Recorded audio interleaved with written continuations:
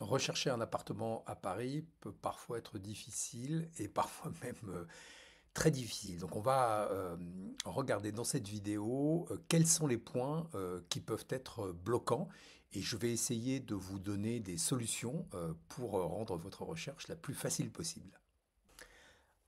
Un des premiers points qui peut rendre la recherche d'un appartement à Paris difficile, c'est le marché immobilier en lui-même. Le marché des beaux appartements à Paris est un marché qui a toujours été sous tension et qui le sera très vraisemblablement pendant longtemps. Peu d'offres, énormément de demandes, des prix qui restent élevés même pendant les crises ou au moins stables. Donc ça demande en fait beaucoup de réactivité. C'est très important lorsque vous faites une recherche d'être cohérent sur les prix et donc le budget que vous allez établir. Donc ça c'est vraiment un point qui est primordial. Si vous êtes sur une recherche qui n'avance pas, si vous ne trouvez pas d'appartement, très vraisemblablement, il faut que vous regardiez du côté du budget. Est-ce que le budget que vous recherchez est cohérent?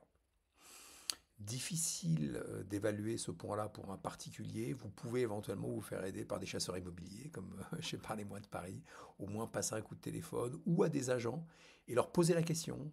Vous leur donnez votre cahier des charges et vous leur demandez est-ce que déjà il y a une cohérence entre le budget et la recherche.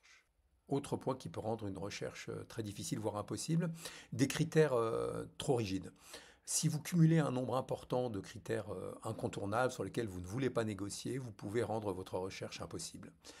Il faut donc vraiment bien évaluer, en fait, et c'est pas toujours simple, hein, jusqu'à quel point on peut avoir des demandes et est-ce que le marché propose des appartements qui auront cet ensemble de critères. Je vais vous donner un exemple simple. Quelqu'un qui recherche un appartement, on va dire un cinquième étage, balcon filant, vue dégagée, ascenseur, dans un quartier, on va dire, vraiment restreint. C'est déjà très difficile à trouver. Et là-dessus, si vous allez cumuler un nombre de demandes importantes, je vous donne un exemple, on est dans un appartement familial par exemple, on veut, on va dire, bah, il me faut trois chambres, trois salles de bain, chacune avec leur toilette. Là, vous allez commencer à rentrer dans des choses qui sont quasiment de l'ordre de l'impossible. Et il faut savoir que sur un marché qui est peu offreur, la probabilité va devenir extrêmement faible et vous pouvez vous retrouver au bout un an et demi, en n'ayant vu quasiment aucun appartement et en vous disant, bah voilà, est-ce qu'il n'y a pas un marché caché? Vous allez en fait trouver des raisons, mais la réalité, c'est qu'en fait, vous avez poussé un petit peu trop loin le curseur des critères incontournables.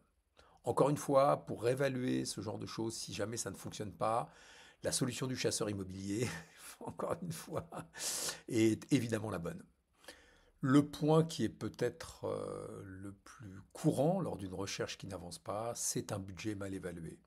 Si vous avez un budget qui ne correspond pas aux appartements que vous recherchez, d'abord vous n'allez pas en voir, vous allez vous dire que vous ne voyez que des mauvais appartements, vous allez très vraisemblablement venir à penser qu'il y a un marché caché, parce qu'on parle beaucoup du off-market. Alors est-ce que les appartements qui correspondront à votre recherche ne sont pas cachés, vous ne pouvez pas les voir? Mais très souvent, en fait, c'est un problème de budget. Si vous avez un budget qui est sous-évalué, vous ne verrez rien, tout simplement. Ou à chaque fois que vous irez faire des visites, vous serez extrêmement déçu. Donc il faut évaluer le prix d'un appartement. Je vais vous donner une petite règle qu'on peut appliquer de façon assez simple. Un immeuble classique, dans un immeuble classique, la différence de prix entre les moins beaux appartements et les plus beaux appartements à la même adresse, donc dans le même immeuble, vont être de l'ordre de un bon 50% hein, entre le moins beau et le plus beau. Donc c'est très important. Donc regardez le prix moyen des appartements. Ça, vous avez beaucoup de sites qui vous les donnent, Meilleur Agent, la cartographie des notaires parisiens.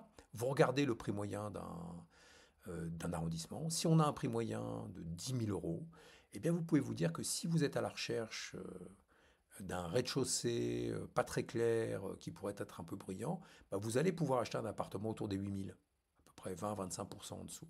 Mais si vous recherchez le plus beau, l'étage élevé, une vue sympa, le fameux appartement que beaucoup de gens recherchent, bah, vous allez le payer tranquillement 20-25% au-dessus. Donc plutôt, il va plutôt falloir viser du 12 000, 12 500 et même parfois du 13 000 euros par mètre carré. Voilà. Ce critère-là, cette échelle peut vraiment vous aider parce qu'elle fonctionne assez bien. Et si jamais vous avez des critères exceptionnels, type terrasse, vue monument, là, il faut augmenter le prix moyen d'un bon 50%, réellement. Voilà, donc 10 000 euros par mètre carré prix moyen, vous allez acheter à 15 000. Et n'oubliez pas, pour les terrasses, il faut les pondérer en plus. Si vous achetez 20 mètres carrés de terrasse, bah, il va falloir que vous ajoutiez 10 mètres carrés. Donc on achète à 15 000 avec 10 mètres carrés de plus pour une terrasse de 20 mètres carrés. Autre point qui peut plomber une recherche, le manque de réactivité. Si vous cherchez un bel appartement parisien, il faut pouvoir réagir vite parce que ces appartements se vendent rapidement. En général, les beaux appartements qui sont pricés correctement, c'est-à-dire haut de la fourchette de prix qu'on peut attendre, ils vont se vendre, ils peuvent se vendre dans la journée, ils peuvent se vendre en quelques heures, ils vont rester une semaine, 2 semaines sur le marché, ils vont se vendre. Donc ça veut dire aller vite et c'est compliqué d'aller vite. Donc il faut tout préparer en amont. Là, c'est le seul moyen. Donc votre financement, avant de commencer la recherche, vous préparez votre financement en amont. Si vous êtes accompagné par un chasseur immobilier, encore une fois, ce sera beaucoup plus simple parce que il a toute la technique et toute la connaissance pour vous expliquer à quel point ce que vous pouvez faire, le fait que vous ne prenez pas de risque en fait quand vous faites une offre d'achat parce que vous allez avoir un délai de réflexion et de rétractation. Maintenant, il ne s'agit pas d'envoyer des offres à droite à gauche pour ne pas acheter des appartements. Vous voyez un appartement qui vous plaît, vous avez ce qu'on appelle le coup de cœur, faites une offre rapidement et très vite derrière, vous étudiez les PV d'AG, etc. Si jamais il y a un problème sérieux, vous en parlez avec votre notaire ou votre chasseur immobilier, évidemment. Et s'il y a un problème sérieux, bah, vous renoncez à votre acquisition, tout simplement. Pour que votre recherche d'appartement ne piétine pas, je vous conseille de ne pas vous contenter uniquement de regarder les grands portails immobiliers, Se Loger, Le Bon Coin, Bien Ici, particulier à particulier, etc. Il faut impérativement que vous appeliez aussi les agences immobilières parce qu'il y a beaucoup d'appartements qui sont vendus off-market ou en avant-première. Donc contactez les agences locales, contactez les agences spécialisées. Si vous recherchez des appartements atypiques, contactez Espace Atypique par exemple. Vous recherchez des appartements de luxe, et bien contactez Féo, Barnes, Garcin, Kretz. Voilà, donc c'est très important de cumuler en fait les les différents lieux où vous pourrez trouver des appartements et surtout ne vous contentez pas des annonces immobilières. À propos des annonces, un autre point important, la régularité.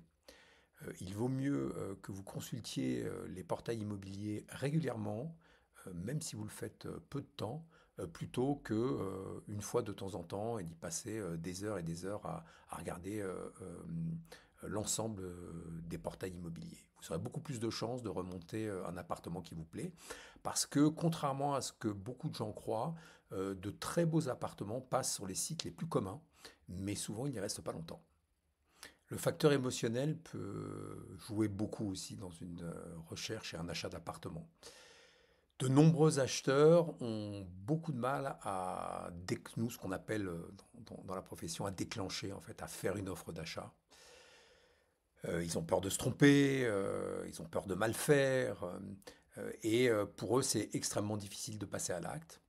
On a aussi d'autres types d'acheteurs qui vont toujours se dire ah je peux trouver mieux. Alors ils peuvent faire une offre d'achat et puis ils vont dire ah oui mais on va quand même continuer à chercher parce que peut-être qu'il va y avoir mieux sur le marché. Si vous êtes un de ces deux types d'acheteurs, je vous conseille vivement de vous faire accompagner hein, par un chasseur immobilier par exemple. Ce serait une bonne option. Il pourra vous conseiller, parler de ce point-là avec vous, essayer de désamorcer un peu cette inquiétude ou cette difficulté d'acheter. Mais il faut que vous acceptiez ce point. Si votre recherche est au point mort, je vous conseille de faire un état des lieux hein, avec les quelques points que je vous ai donnés. Il y a très vraisemblablement un des aspects dont j'ai parlé dans cette vidéo qui a été mal évalué, qui fonctionne mal. C'est pas toujours simple de le faire seul. On dit toujours que les acheteurs veulent acheter 5% moins cher et les vendeurs veulent toujours vendre 10% plus cher. C'est une règle classique. Et parfois, on va avoir des acheteurs qui sont un peu plus gourmands, donc qui vont pousser les curseurs un petit peu plus loin et qui vont rendre leur recherche difficile et parfois même impossible. Donc essayez de faire ce bilan. Si vous n'arrivez pas à le faire seul, le professionnel, c'est quand même la meilleure professionnelle de l'immobilier, agent immobilier. Mais les agents ont rarement le temps de s'occuper de ce type de choses et des acheteurs. Le chasseur d'appartements ou le chasseur immobilier, c'est une très bonne option.